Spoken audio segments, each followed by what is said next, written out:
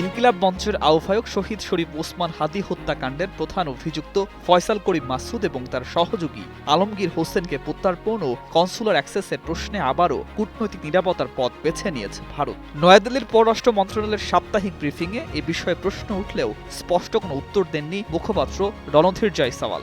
সাংবাদিকরা জানতে চেয়েছিলেন পশ্চিমবঙ্গে আটক দুই বাংলাদেশি আসামিকে কিভাবে বাংলাদেশে ফেরত পাঠানো হবে, কিন্তু সরাসরি কোনো প্রতিশ্রুতি না দিয়ে মুখপাত্র কেবল বলেন এ বিষয়ে পশ্চিমবঙ্গ পুলিশ ইতোমধ্যেই বিবৃতি দিয়েছে এবং তদন্ত চলছে, ফলে বিষয়টি নিয়ে তিনি আর কিছু বলতে চান না।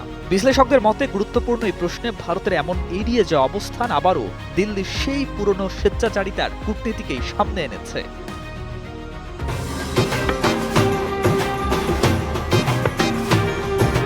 বাংলাদেশ উপ হাইকমিশনের পক্ষ থেকে আটক দুই অভিযুক্তের সঙ্গে দেখা করার জন্য কনসুলার অ্যাক্সেস চাওয়া হলেও এই প্রশ্নের সরাসরি কোনো জবাব দেয়নি ভারতের পররাষ্ট্র মন্ত্রণালয়।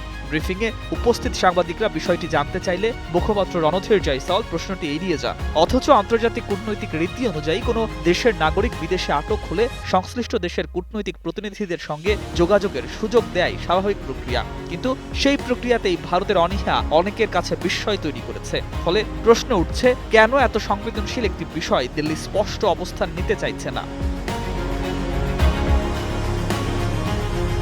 শনিবার মধ্যরাতে পশ্চিমবঙ্গের বনগাঁ এলাকা থেকে গ্রেপ্তার করা হয় ওসমান হাদী হত্যা মামলার প্রধান আসামি ফয়সাল করিম মাসুদ ও তার সহযোগী আলমগীর হোসেনকে। বর্তমানে তারা পশ্চিমবঙ্গ পুলিশের হেফাজতে রয়েছে এবং তাদের বিরুদ্ধে তদন্ত চলছে। বাংলাদেশের একটি আলোচিত হত্যাকাণ্ডের প্রধান অভিযুক্তরা কিভাবে সীমান্ত পেরিয়ে ভারতের ভেতরে প্রবেশ করল, এই প্রশ্ন এখন দুই দেশের রাজনৈতিক অঙ্গনেই আলোচনার জন্ম দিয়েছে। বিশেষ করে সীমান্ত নিরাপত্তা ও আন্তদেশীয় অপরাধ দমনের ক্ষেত্রে দুই দেশের সহযোগিতা কতটা কার্যকর, সেই প্রশ্নও সামনে চলে এসেছে।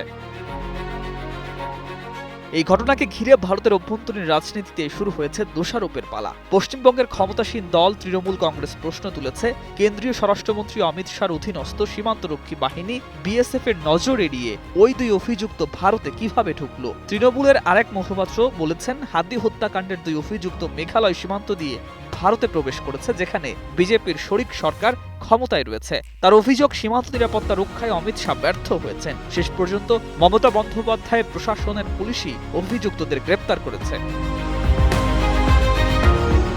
অন্যদিকে পশ্চিমবঙ্গের প্রধান বিরোধী দল বিজেপি আবার ভিন্ন সুর তুলেছে। তাদের দাবি, পশ্চিমবঙ্গ দীর্ঘদিন ধরেই বাংলাদেশ সহ বিভিন্ন দেশের অপরাধীদের জন্য নিরাপদ আশ্রয়স্থলে পরিণত হয়েছে। বিজেপির আরেক মুখপাত্র বলেন, শুধু হাদী হত্যাকাণ্ডের অভিযুক্তই নয়, বিভিন্ন সময়ে অন্য দেশের অপরাধীরা পালিয়ে এসে পশ্চিমবঙ্গে আশ্রয় নেয়। ফলে সীমান্ত ব্যবস্থাপনা, আইন শৃঙ্খলা নিয়ে রাজ্যের প্রশাসনের ভূমিকাও প্রশ্নের মুখে পড়েছে। ভারতের কেন্দ্র ও রাজ্য রাজনীতির এই পাল্টাপাল্টি অভিযোগের মাঝেই মূল বিষয়টি থেকে যাচ্ছে, গ্রেপ্তার হওয়া দুই আসামিকে আদেও বাংলাদেশে ফেরানো যাবে কিনা।